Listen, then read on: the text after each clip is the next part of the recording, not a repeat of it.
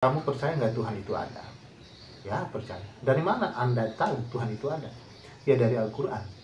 Terus dari mana Anda tahu Al-Quran itu benar? Ya, dari Tuhan. Dari mana Anda tahu Tuhan? Ya, dari Al-Quran.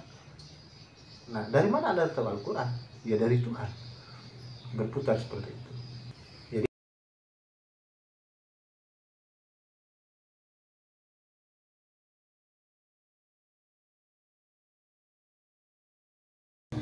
Assalamualaikum warahmatullahi wabarakatuh, teman-teman sekalian.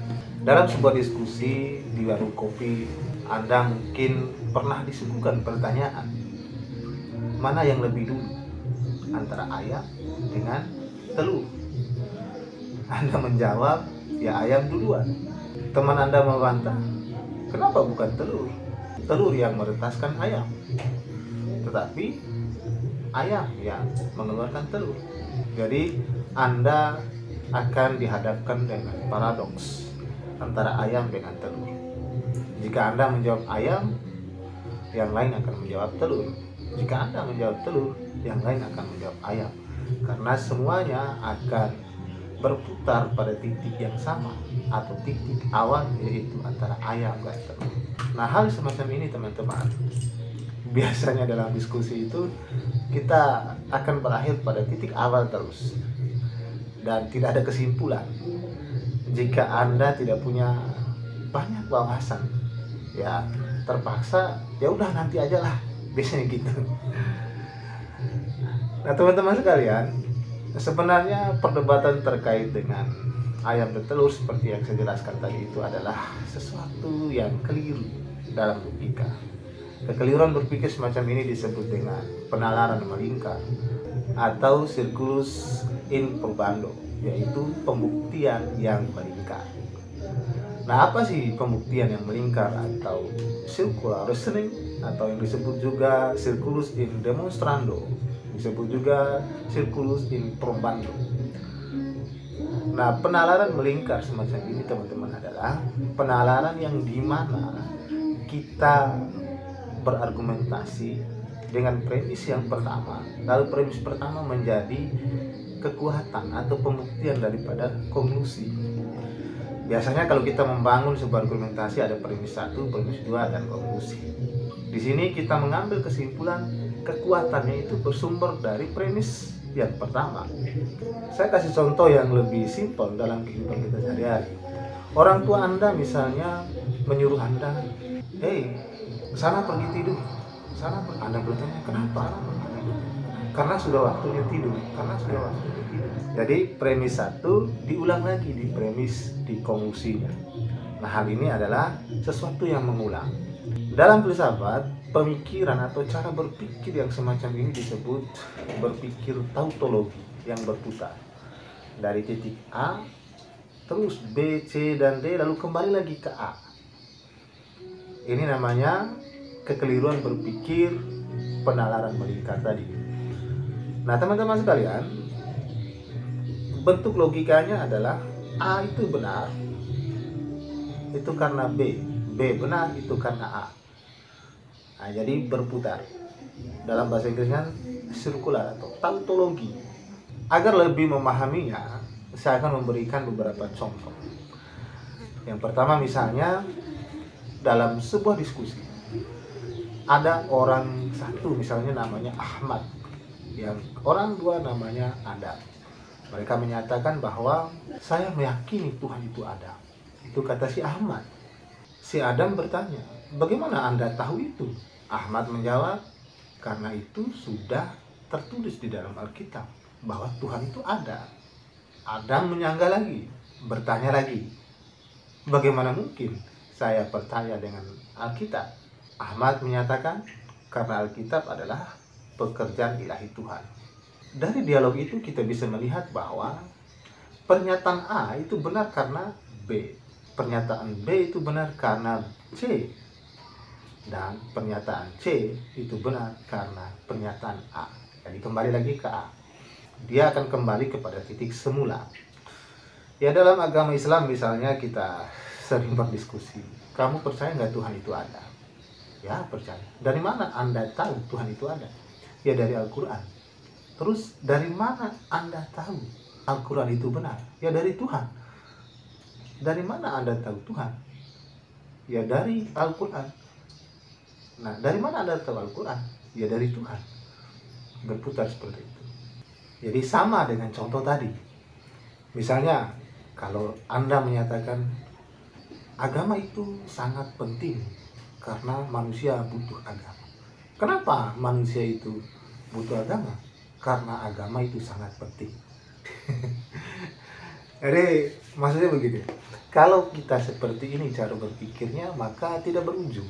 Apapun yang kita sampaikan selalu tidak berujung. Karena berputar begitu saja seperti bola lah. Gitu. Oke, dalam dunia medis, misalnya contoh yang pernah saya baca itu, air alkali itu sehat karena menghasilkan manfaat kesehatan dan memiliki manfaat kesehatan karena menyehatkan. Ini pengulangan terus, pengulangan, tidak akan ada ujung. Kenapa air alkali itu sehat? Ya karena menyehatkan dan memiliki manfaat kesehatan. Nah, kenapa dia memiliki manfaat kesehatan? Ya karena air alkali itu sehat. Seperti itu. Nah, untuk menambah lagi ya pemahaman kita, saya akan coba pada dunia politik misalnya. Kita tahu bahwa faktanya politisi itu adalah pembohong. Politik itu selalu pembohong.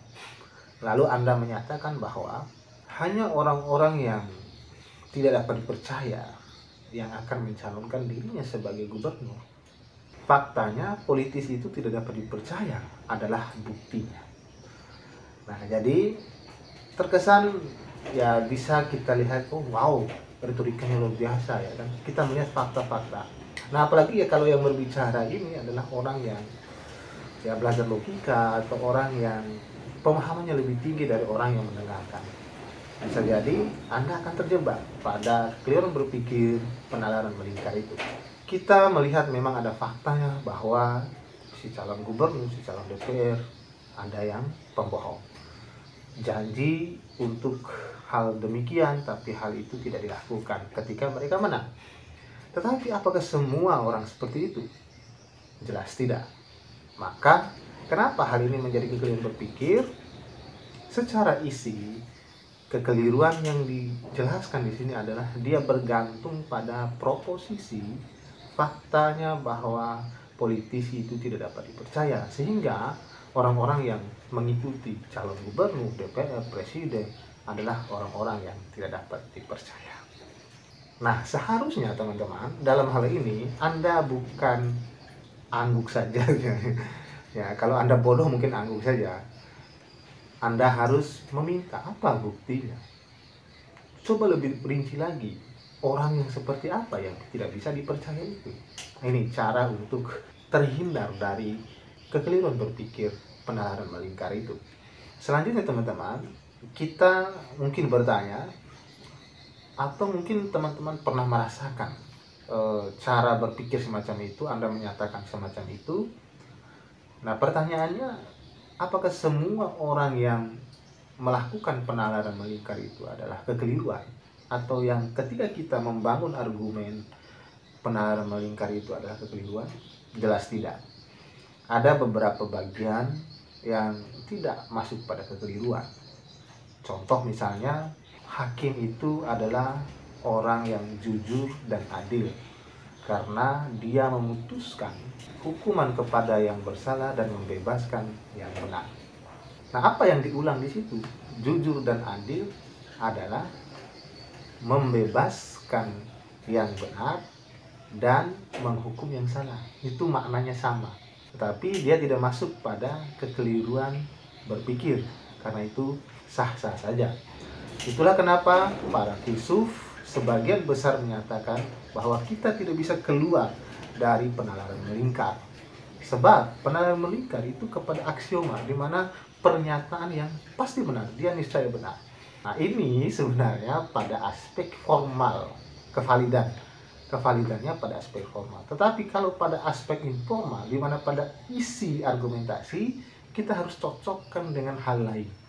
Maka ketika kita melakukan penalaran melingkar, lebih utamakan bukti dan kenyataannya apa. Gitu. Nah, contoh yang lain yang dimana penalaran melingkar ini tidak salah atau tidak keliru. Misalnya seorang wartawan menanyakan kepada pakar ekonomi tentang resesi ekonomi dengan pertanyaan seperti ini. Tolong Bapak jelaskan resesi ekonomi saat ini. Lalu si pakar ekonomi menjawab, banyak orang yang meninggalkan negara bagian ini. Misalnya industri konstruksi yang sedang dalam kondisi buruk karena tidak ada lagi ruang untuk perumahan yang baru. Wartawan kembali bertanya, mengapa orang-orang meninggalkan negara bagian ini? Si pakar ekonomi menjawab, karena ekonomi sedang lesu. Orang-orang tidak mampu menemukan pekerjaan karena ekonomi sedang lesu.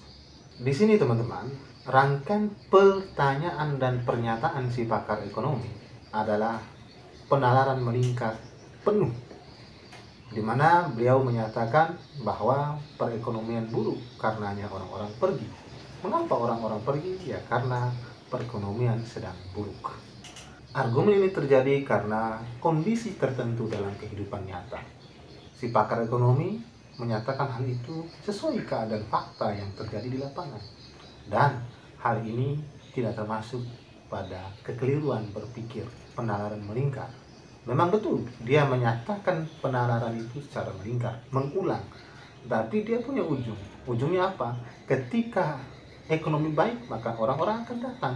Jika itu lebih baik lagi, orang-orang akan banyak, kan lebih besar datang. Nah, ini masalah kebutuhan, di mana orang-orang memang akan pergi ketika ada terjadi ekonomi yang lesu.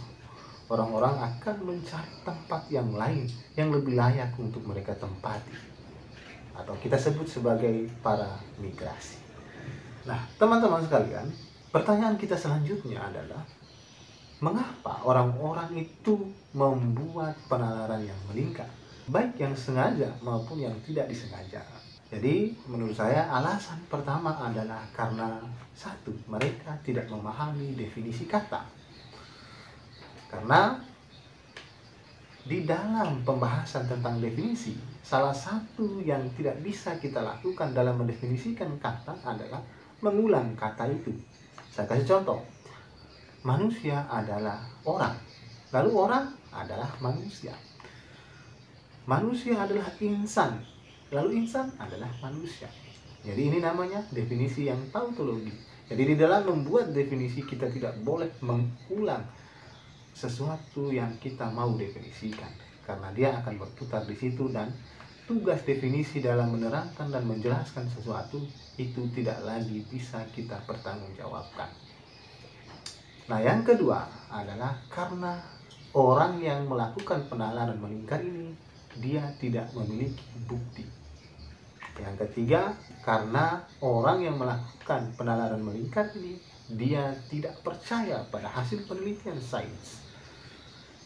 Ya mungkin ada beberapa penelitian yang memang tidak layak kita percaya, tapi bukan berarti semua penelitian kita katakan adalah salah, atau semua penelitian kita katakan sebagai konspirasi dan sebagainya. Dan yang selanjutnya adalah karena dia punya rencana lain, atau dia punya pembanding lain sehingga dia melakukan itu.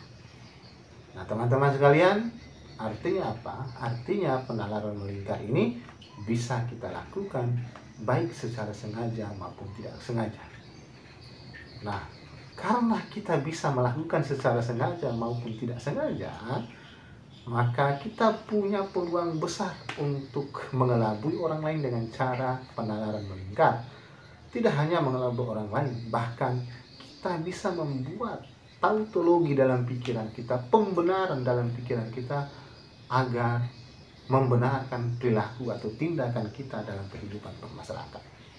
Ini terkadang terjadi, teman-teman sekalian. Oleh karena itu saya menyarankan, kalau teman-teman misalnya penjudi online lah, atau penjina dan sebagainya, bisa Anda menggunakan tautologi.